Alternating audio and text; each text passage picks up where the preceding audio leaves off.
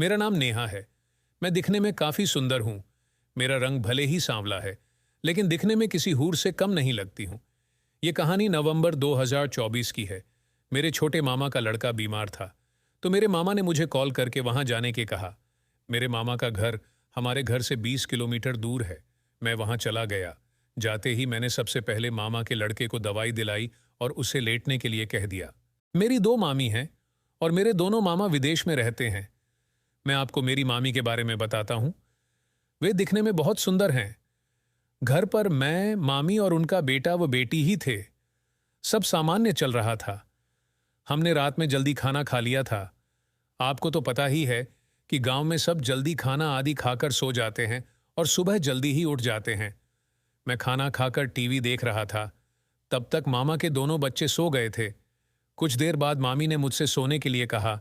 हम सब जमीन पर बिस्तर लगाकर सो रहे थे। उस रात मैं उनके पास सो गया। एक कोने में मैं था, मेरे पास उनका लड़का, फिर मामी और उनकी लड़की। हम सब सो गए। करीब 1:30 उनके लड़के ने मुझे नींद में लात मारी, जिससे मेरी नींद खुल गई। मैं फिर से लेट गया। लेकिन जब उनके बेटे ने मुझे फिर से लात मारी तो मैंने मामी को उठाया और लात मारने वाली बात कही। वे अपने बेटे को दूसरी तरफ करके सो गईं।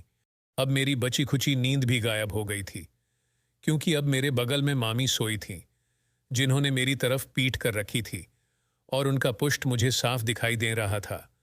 थोड़ी देर बाद मुझसे रहा नहीं गया तो मैंने धीरे से उसे छू लिया।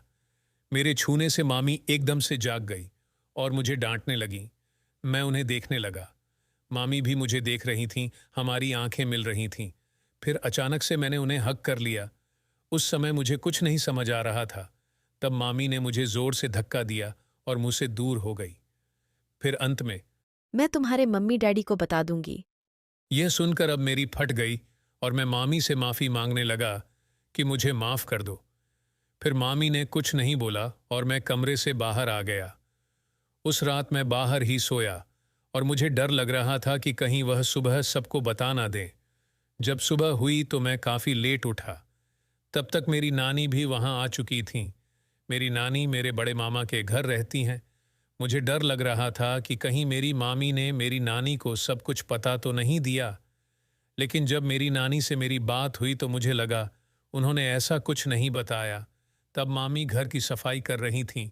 उसी दिन मम्मी का कॉल आ गया और मैं घर चला गया। कुछ दिनों बाद मुझे फिर मामा के घर पर कुछ काम निकल आया था, इसलिए मैं वहां गया।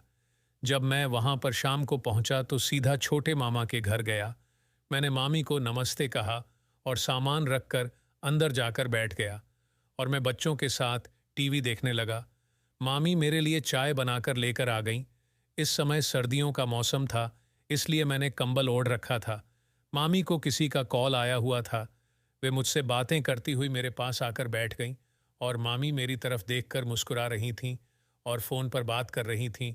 फिर वे किचन में गईं। मैं भी उनके पीछे आ गया।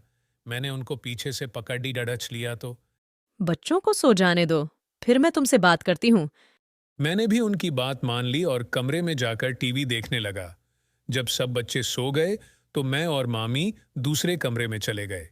इस बार उनके चेहरे पर एक अलग मुस्कुराहट थी। जब हम दूसरे कमरे में गए तो मैंने मामी से पूछा कि मामी क्या हुआ, इस बार आप कैसे मान गई? तो उन्होंने कहा कि तेरे मामा को विदेश गए 1 साल से ऊपर हो गया है और इतने समय से मैं अकेली हूँ। उस दिन तो मैं इसलिए डर गई थी, कहीं तुम कुछ और न समझ बैठो। इसके बाद मेरे और मामी के बीच फुटबॉल मैच प्रारंभ हुआ। पहले हाफ में मैंने कुल 3 गोले मारे और दूसरे हाफ में 6 गोल मारे। मेरे इस मैच के बाद मामी ने मुझे इनाम भी दिया। फिर वो सब के बाद हम लेट गए। उस दिन के बाद हम मिलते रहते थे। तो दोस्तों, आपको ये कहानी कैसी लगी कमेंट करके बताएं और हाँ, चैनल को सब्सक्राइब करना ना भूले, साथ में बेल आइकन भी दबा दें। तो मिलते हैं अगली वीडियो में।